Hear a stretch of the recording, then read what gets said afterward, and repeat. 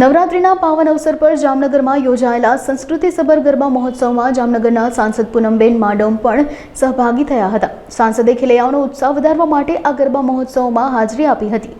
પૂનમબેન માડમે સ્વયં ઉત્સાહભેર પરંપરાગત ગરબા રમીને માતાજીની આરાધના કરી હતી અને ગરબાની મોજ માણી હતી। આ પ્રસંગે તેમની સાથે શહેર ભાજપ પ્રમુખ બીનાબેન કોઠારી પણ ગરબા રમવામાં જોડાયા હતા।